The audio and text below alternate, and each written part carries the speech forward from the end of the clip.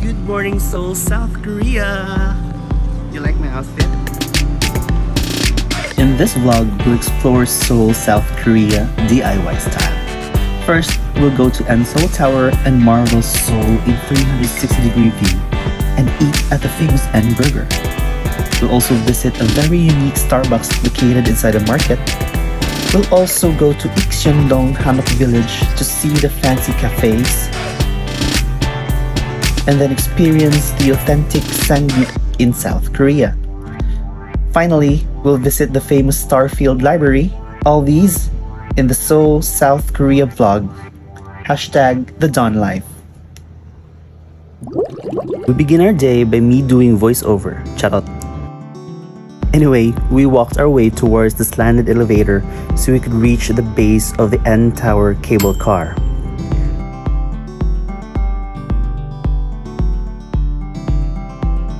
The slanted elevator is just a 3-minute ride with a good view of the buildings.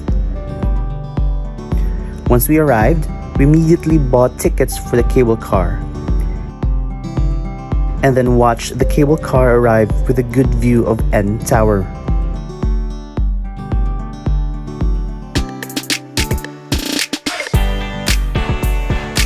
And when it started to move, we got an awesome view of the city. There are 3 ways to get to N Tower: by cable car, by bus, by car or taxi.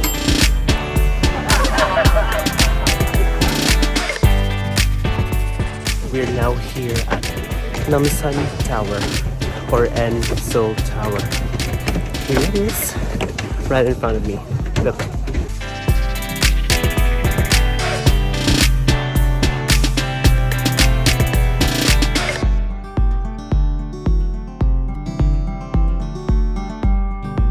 After claiming our cloak ticket, we made our way inside the many paandar of N Seoul Tower. We were led to a projection room, which was cool. And I thought, there's no more paandar left, but they have one inside the elevator.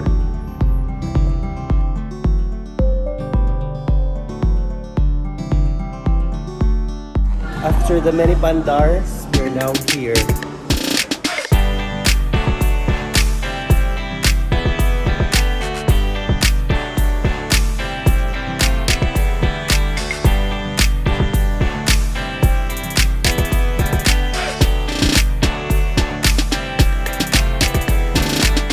I'm currently having the view of Seoul, South Korea in 360 degrees and naku jugay siyang Seoul, grabe. Super kada po. Photos and videos cannot do justice kung unsa kanindot dire from this vantage point. It's so big, so wide, so many tall buildings, so many roads. It's so cool, grabe. Cool kinanaw. The Han River is just a process. We can all see them dito sa N Seoul Tower.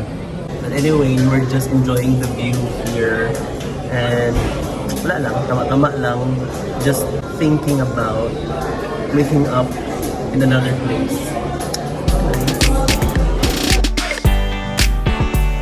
Oh my god, ay go kuya!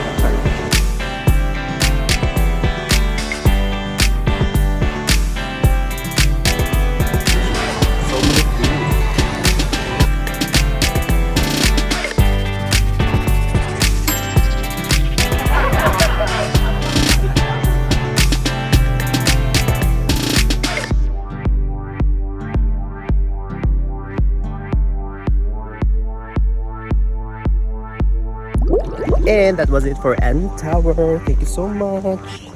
And now we're just going to the bus station kay para muad to me somewhere very unique. Actually, it's not really unique, but the shop itself is not a normal one. So we're going to a Starbucks. Again, really unique, but unique siyang Starbucks because it's one of the community style Starbucks in the whole world. So the most unique thing about this Starbucks is that it's located inside a market. It's called the Kyungdung market, and we have to find the Starbucks because is literally hard to find. This Starbucks pays tribute to the old Kyungdung Theater, originally built in 1960 that has been lost since its closure in 1994. Starbucks Korea pays homage to preserving the architecture and existing materials of the old theater.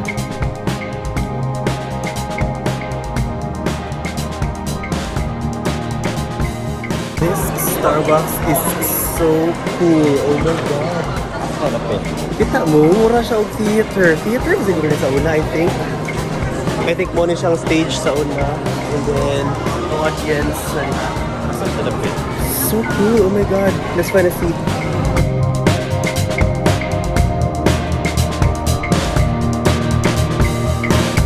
So, one of the unique features sa community ng Starbucks is mga shops sa gawas. I think mo din na siya is Starbucks community theme.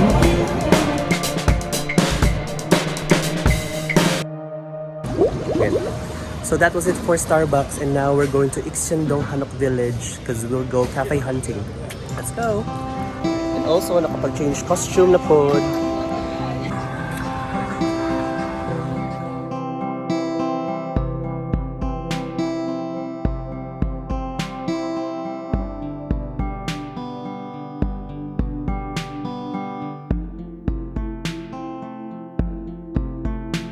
Ikseon-Dong is a quaint Hanok village located at the heart of Seoul with its small shops and fancy cafes with different themes.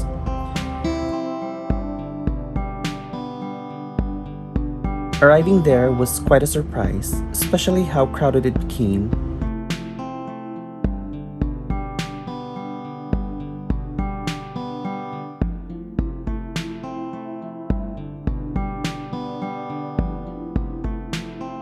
However, the mood and the chicness of the place is really worth the visit.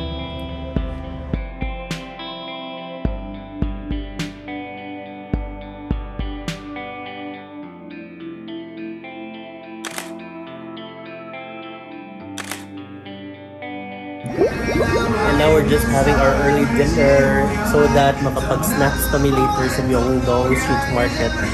And we're trying the authentic SANGYUP here in South Korea. And I'm so excited for the kimchi. Tanaw na to, lamig lang kimchi.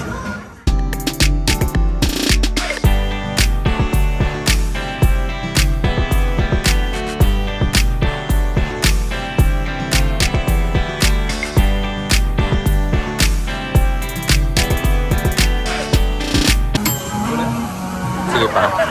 Nag-go na ko.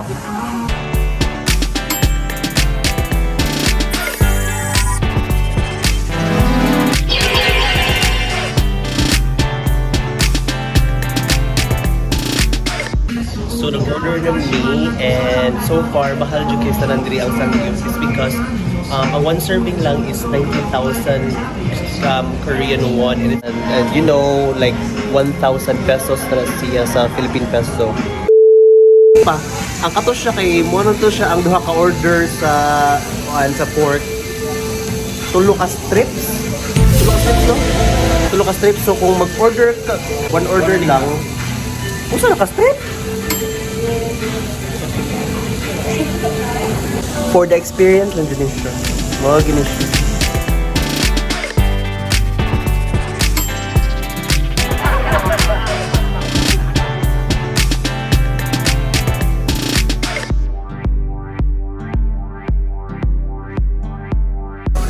Sabi na ako nas Korea. Anong maraming Taiwanese?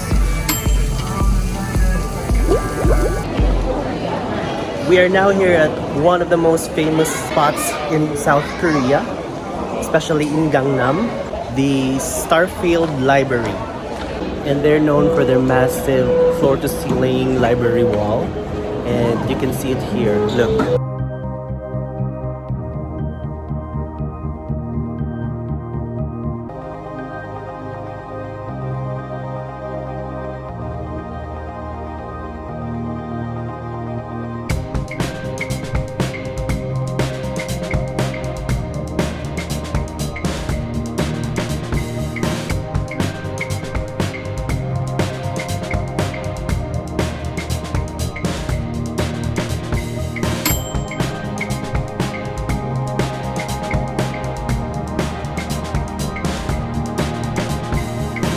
So after enjoying our short time in Starfield Library, we went out of the mall to marvel Gangnam's tall buildings and headed for the iconic Gangnam Style Statue that commemorates the first YouTube video that reached 1 billion views.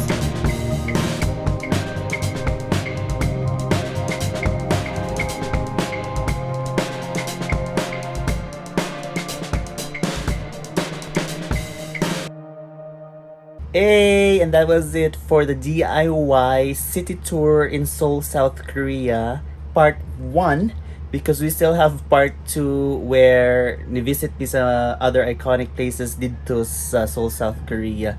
But anyway, I hope you like the video and I hope you subscribe para daghan akong subscribers. And thank you so much for watching. See you on my next vlog. Bye!